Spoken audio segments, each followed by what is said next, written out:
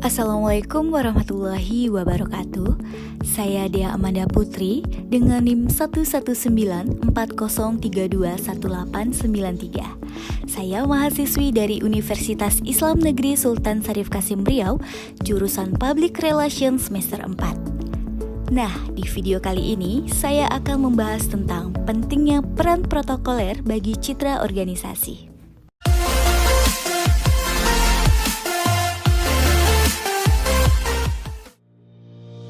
Setiap lembaga, organisasi, badan usaha, dan juga instansi pemerintahan selalu ingin memperoleh citra yang baik di mata masyarakat ataupun khalayak.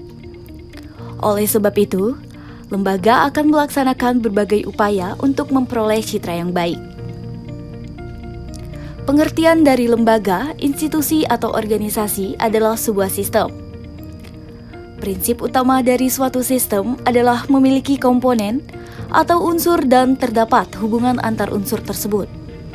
Untuk itu, diperlukan aturan agar hubungan antar unsur tersebut menjadi harmonis ketika seluruh unsur dipertemukan dalam satu kesempatan atau situasi tertentu.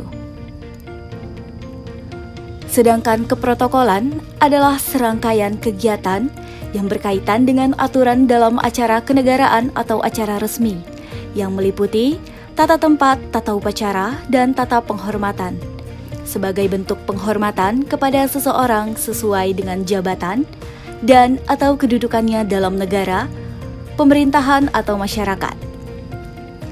Definisi keprotokolan ini telah diatur oleh Undang-Undang Nomor 9 Tahun 2010. Pencitraan organisasi, baik itu pemerintahan maupun perusahaan, merupakan bagian dari fungsi kegiatan public relation.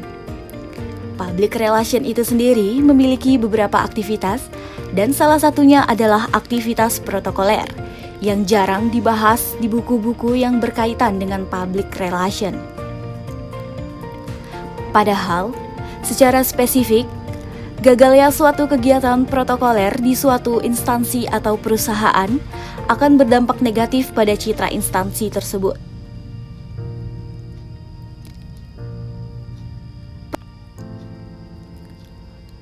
Protokol sudah menjadi suatu kebutuhan yang tidak terelakkan lagi di dunia modern seperti sekarang ini.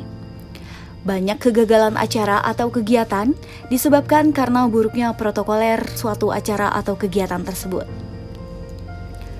Itulah sebabnya, banyak lembaga pemerintahan maupun swasta menyusun protokoler dengan secara rapi. Menempatkan seseorang atau beberapa orang staf yang diberikan tugas khusus untuk mengerjakan kegiatan keprotokolan.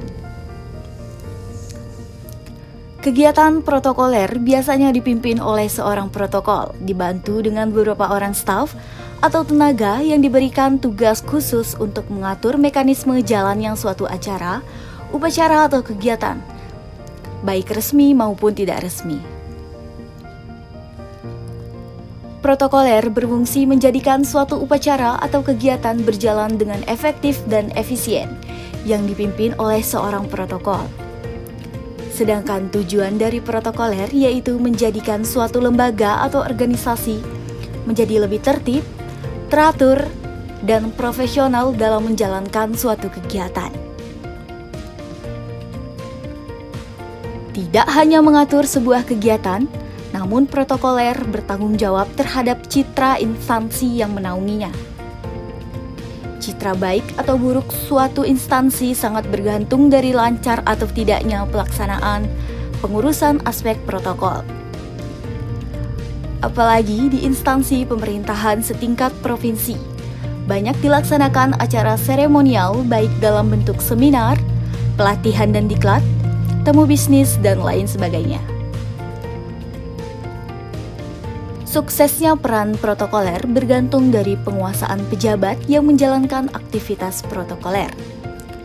Dalam hal ini, dilaksanakan oleh Subbagian Umum dan Kepegawaian terhadap aturan perundang-undangan di bidang protokoler, dan kemampuan melakukan perencanaan serta kemampuan mensukseskan setiap kegiatan dalam rangka kerjasama dengan pihak-pihak terkait. Berikut contoh peran protokoler dalam sebuah kegiatan. Sekretaris Jenderal Kementerian Pendidikan dan Kebudayaan tiba di tempat upacara.